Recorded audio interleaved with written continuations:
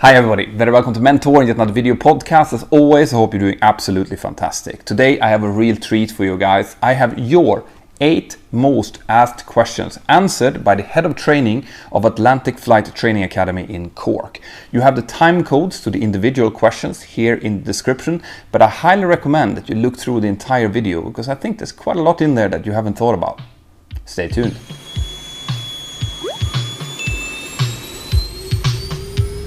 Wind 31016, everyone right, foot on. Start land 31 right. Delta 260. Yes, sir, dude. Okay, so I am here together with Afta's head of training, Mark Casey. You're very welcome. Thank you very much for letting me come here. So I'm going to ask a few questions, primarily questions that have come in from my social media channels, from my users who are wondering about this wonderful world of flight training and why it looks the way it does. So obviously the first thing that people will want to be interested in is how should they be prepared when they come for flight training? What kind of if we think about schooling, for example, is there an academic requirements? There's recommendations under EASA, you know, that when we're doing an assessment, that we should look at an individual's academic achievements. We work very much on the basis that it's a very level playing field when you apply to the academy, and we put you through an assessment that we've developed and fine-tuned over the last 24 years. Okay. It's tricky. It's difficult. And we kind of advise people on how to prepare for it, but we would expect a reasonable standard of basic mathematics, good English comprehension, and you know, any of the STEM subjects are an advantage to applicants for sure. Okay. Now you mentioned the famous world assessment here. This is something that I know a lot of people are worried about. So when it comes to assessment, what can the applicants expect when they come for the assessment day? With the mentored schemes, obviously dealing with you know, large airline like Ryanair. They've set the bar quite high. They want the best of the best for their kind of pan-European operation. And yes, you can prepare. We would expect people to have a good knowledge of Ryanair, what their operation is, what their growth statistics are, how they've grown to be the largest European airline over the last 34 years, what their fleet expansion plans are, and what their company structure and aspirations are. Okay. We would expect individuals to have a good understanding of how an airplane flies, you know, from a small Cessna to a big 737-800 or 737 MAX. And this is even from people who haven't got any flight experience from before? Yeah. All right, so you're expecting them to be fairly versed in these kind of things? We would, when we're doing the panel interview at the conclusion of the assessment day, panel interviewers would expect to see passion and enthusiasm from the applicants. We're not really looking for people that are just taking this as a career option that might be a nice idea. All right. We want them to have an understanding of what the job's about. Okay. You know, the pros and the cons of it. You know, it's more of a vocation, to be quite honest, than you know, just a job that looks nice from the outside. Yeah, and this is something that, guys, if you've been following the channel, you know that I've been talking a lot about this, that you have to, you can't go into this occupation with some kind of fairy tale dream of what it is. You have to have some kind of realistic expectations of what it is to be an airline pilot. Correct. Both the many good things that comes with it, but also there are some downsides, and what are those downsides? So you would expect them to have a little bit of knowledge of that before they come. We would, and we'd always advise them to maybe talk to somebody in the industry, you know, before they come for assessment and have an understanding. They can do a flight, maybe with their local flight school, before they come for an assessment to get on a program like this. So they have a good idea of what flying an airplane is like and being in that environment. And is it an environment they're comfortable in? Is it an environment they can see themselves, developing a career in? Good. Yeah. Psychometric testing, computer-based testing, things like that. Yeah. Just a bit of that. We would advise people to be aware of what that is. Not to turn up for an assessment having never seen a psychometric test, or having never sampled a verbal reasoning passage. Where you're to extract reason from a paragraph. That this is something that I've also been talking quite a lot about on the channel, is that it's not, I certainly am not telling people to go out and practice for these exams, but what I am telling people is go and do one in order to feel more comfortable with it. Yeah, exactly. Comfortable with the format, so it doesn't come as a huge surprise when it's time for the assessment day. And to be fair to the assessments that we give, there are very thorough, detailed examples before you actually do the real life one, where you are being assessed. So you have time to practice. But we would advise people still, as you said, to have an understanding of the format of it. Good. Yeah. Now, the single biggest question that I've gotten, and we're talking tens, if not hundreds of these questions, I know. is what about the money? What about the funding? Yeah. How much does an integrated training cost with Afta? The mentored scheme costs 83,000 with Afta for the Ryanair mentored scheme. Okay. 83,000 euros. Yeah, 83,000 euros. That includes everything: uniform, all your exam fees, license fees. There are no extras. You get an iPad when you join. All the kind of hidden costs are within that price. That's important.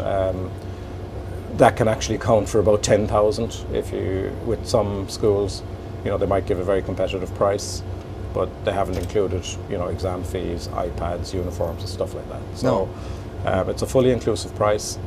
That's for the Ryanair Mentored scheme. Okay. It's 16 months duration, and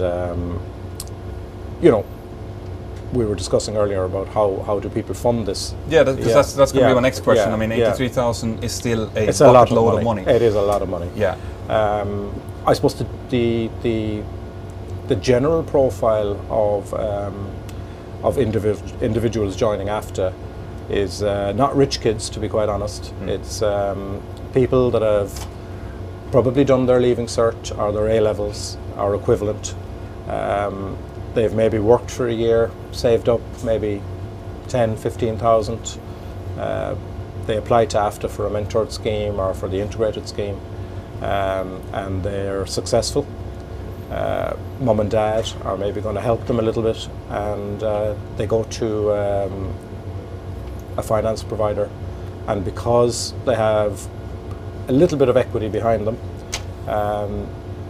and they've proven that they're competent, they've reached a competence level to be accepted onto a mentored scheme, the finance provider will back them for a certain proportion of it. So generally not 100%. No. Generally 50 or 60%. That's what we're finding. But there are finance providers out there who are a bit with maybe the equity or the secure, the mom and dad's something in the background in order to secure the loan up. Yeah.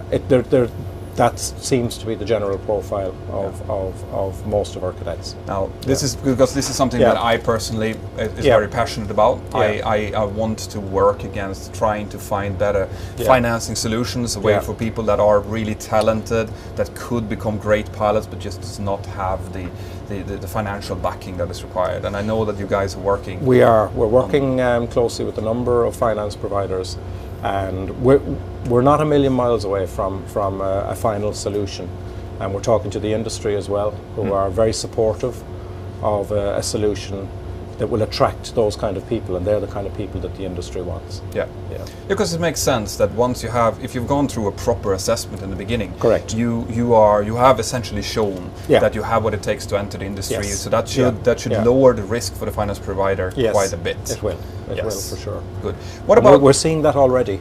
Yeah. Where people that are being accepted on the mentored schemes. We have 2 schemes. We have a Ryanair mentored scheme, and we have a Stobart Air mentored scheme.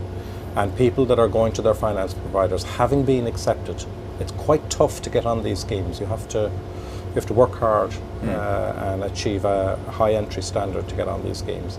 And the people that get on them are being successful, being more successful at securing finance. Okay, that's great. What about, because one thing that springs to mind immediately when you hear about financing, standing here for maybe 16 months or so, what about living costs? What about finding places? Because we're in Cork right now. Yeah. So, do you have on-site living accommodation? Yes, we have contracts with the local university accommodation providers. They charge set fees. You can see there on their website. Some are higher, some are lower, depending on the quality of the accommodation and the proximity to the university primarily.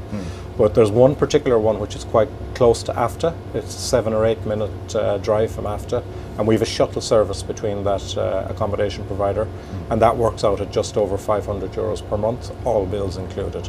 And it's nice ensuite accommodation, high-speed Wi-Fi, common living area and kitchen, and the students like it. Good, but that's outside of the 83,000 of the actual course. You need to budget for that. So you need to budget for that, and that is important for you to remember, guys. That when you do look at this, you have to look at the everything, the whole package. Is it a possibility to come to Afta if you are, let's say, you're not from Ireland or from the UK? Do you take students from all over the world? Or? Actually, about 35% of our students are non-Ireland and UK. Mostly European Union, though? Yeah. Okay. Good. Primarily. Or converting maybe from a foreign license. Yeah, but that's interesting as well. Yeah, we have a lot of modular students coming from maybe South Africa, South America, converting their licenses. So you could, let's say that you're in the United States and you want to go over and you want to convert your licenses. Sure. You could go and contact Afta to get, I guess you need a tailored program in order to we'd look at the individual's experience depending on what they've been doing to date.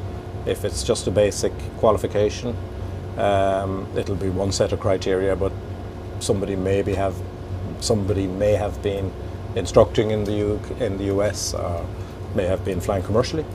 So we'll advise them, the most cost-effective, efficient route to converting their license. It should be mentioned at this point as well, guys, that if you are in the US or if you are outside of the European Union, most of the employers like Stobart, like Ryanair, like EasyJet, they will require you to have a unrestricted right to live and work within the European Union. And we will advise people that before they spend any money converting their license, that it's probably a waste of time, because you won't be eligible for employment unless you have an unrestricted right to work in Europe. And I do get a lot of questions about this, guys. Now, if you don't have the unrestricted right to live and work in the European Union, you need to go and speak to your embassy in your country to see if it's possible to attain that right. Okay, there are different in different countries, so there's no way for us to tell one set solution for all that. You need to check with your embassy.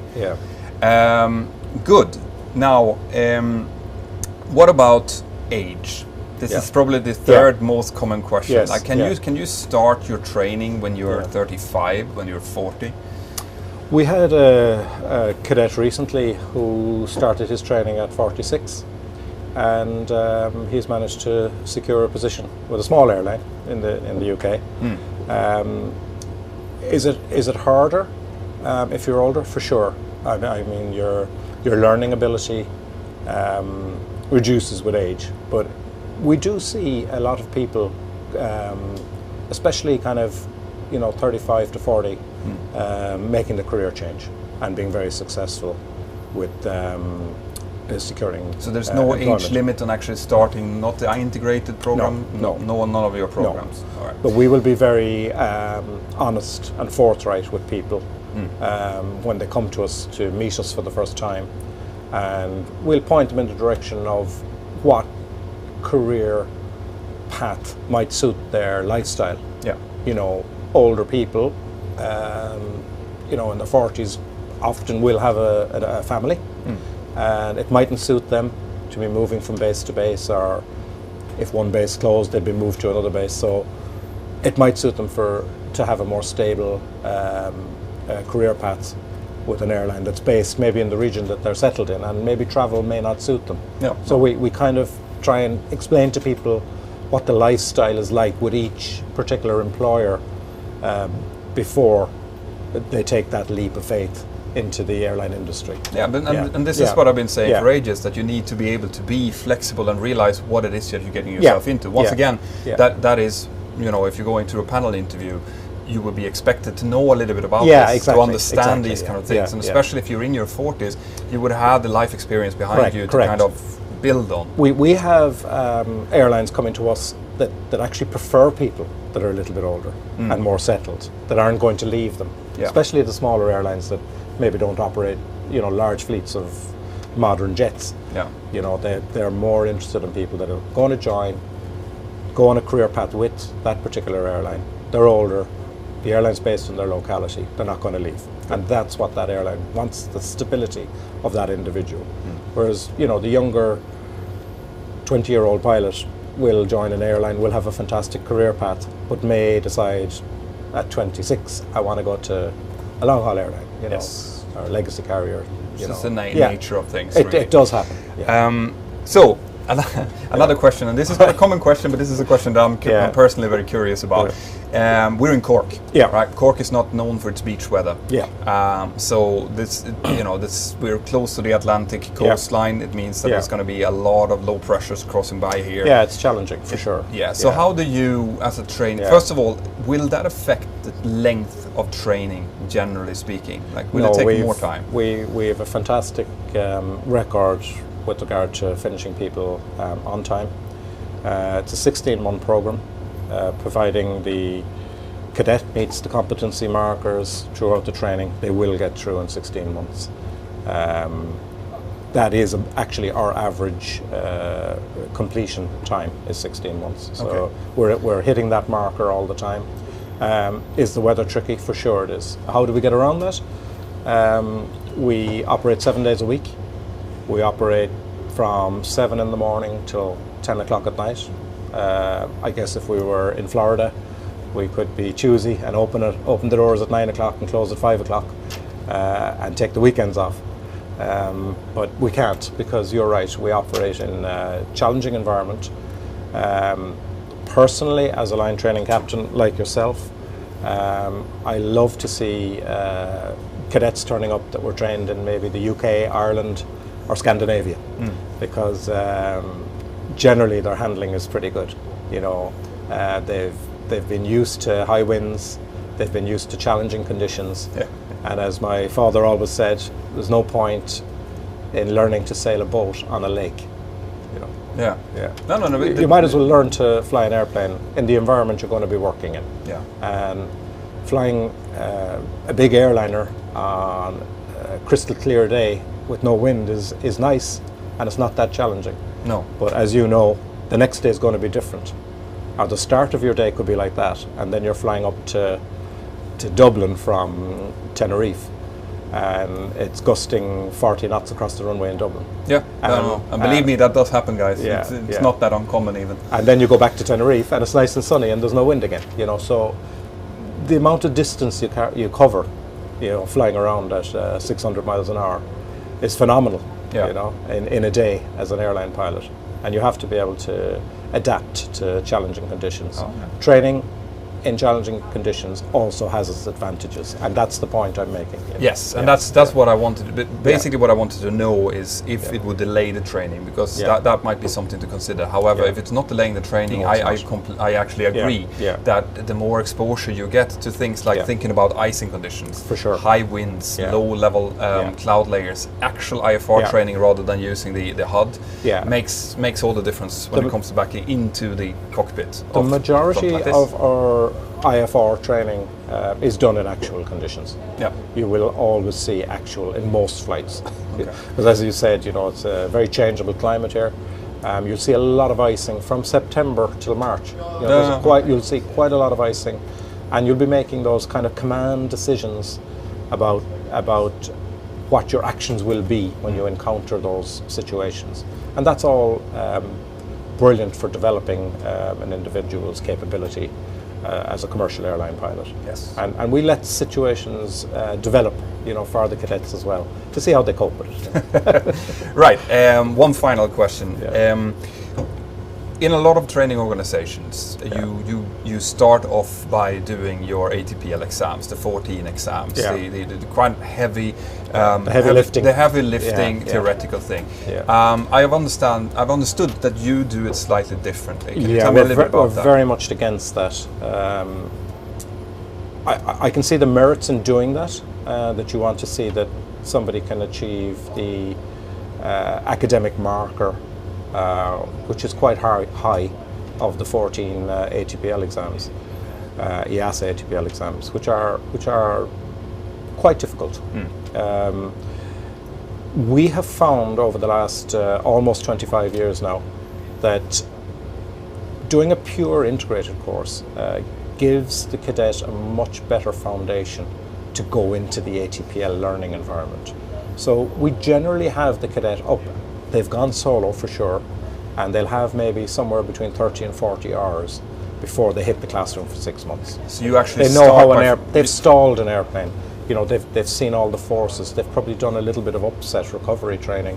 They've seen how an airplane flies. They're very familiar with all the instrumentation in the airplane before you start talking about it in the classroom. So they can then relate it to the actual aircraft. So you actually start with what will be the equivalent of the PPL stage, and then you go into the theoretical exams. Yeah. So in other words, they have done the equivalent of the PPL stage before they start going into the heavy lifting ATPL exams. I suppose our philosophy, Peter, is I think Benjamin Franklin famously said, "Ooh, Franklin." Tell me and I'll forget. Show me and I'll learn, and involve me and I'll remember. And that is the philosophy of Afta, to be quite honest. And you know that from doing type ratings and teaching type ratings yourself. Once they touch the switch and they can relate to maybe, what a hydraulic pump is, you'll remember and you'll see it activated and you'll see it. Whereas you read about it, you'll get it for sure, in theory. Yeah. But in practice, I think when you involve the practical and the theory, it makes a ton of sense to me, because if you like looking at a subject like meteorology, if you've been out flying in it and you've seen convective activity, you've seen a cumulonimbus cloud up close, you'll never forget. And you will understand it when it comes to actually reading about it. So that makes sense to me. Yeah. Good. I don't know if there's anything else that you would like to say at this point. Anything that you'd like to highlight? No, I suppose we, as a company, we have a lot of students. You know, we have over 200 students, but we look at everyone as an individual. We're not an enormous school. We're still a relatively small school. You know, we have students at different phases and different stages. We've taken a unique approach to the management of that amount of students, where we have a course manager, which will be one of your flight instructors, and each course manager will have a maximum of 20 students under their care, and the students can go directly to the course manager then, or the parent of the student or the guardian, with any issue.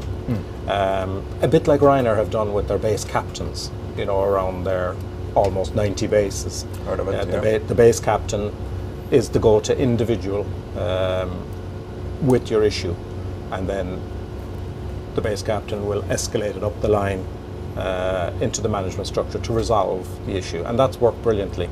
And we've used Ryanair's example in that, you know, to spread the load from the management team in Afta and identify problems early, rather than letting problems fester, where it may be a personal issue at home where a cadet needs time off. It could be a learning issue during one of the phases. I mean, every single pilot, including, you know, qualified experienced pilots, will have some issue at some stage in their training. Yeah. And we're blatantly aware of that, and we facilitate, removing the roadblocks to steady progression. Okay. Yeah. One final question. Yeah. So, you have gone to, this is something that I've always said is important, the cadets that have come in, they've applied for example, the mentored scheme. Yeah. They've done the assessments there, you've taken them in. Are they guaranteed a job after that, or is there still steps to go? Well, Afta's involvement is one part of the process. When a cadet is successful with regard to the initial HR and entry assessment, they'll be put forward to Ryanair for acceptance. Okay. So Ryanair will then screen the applicant's performance throughout the process, and we wait for Ryanair to give us the green light whether that individual can start. When we get the green light, we give them a start date.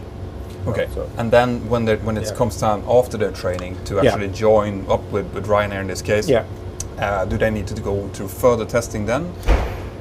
What they have at the end is an evaluation. It's competency-based training throughout the program. The Ryanair Training Department will be given a monthly update on the student's progress, so that any issues with the student are highlighted early. At the end of the training, it's a 99% guarantee of a job as a first officer with the airline, be it Stobart or Ryanair, but you'll have to do an evaluation at the end to prove that you're competent. The HR element at the end is a meeting with HR. You've already done a HR evaluation at the start to say that you're the kind of individual that the airline wants, and there'll be a final meeting with HR at the end to ask you, were you happy with the program? Are you still happy to join the company? Is there any issues that you'd like to discuss? So, I mean, to be fair to the mentored schemes that we have, the airlines have taken the attitude that they wrap their arms around the cadets and that they want these people for the long term in the airline. And we have been told and directed by the airlines to recruit future captains for those organisations, and that's what we're doing. Good, good. So just for the record, guys, HR is not a person, it's human resources.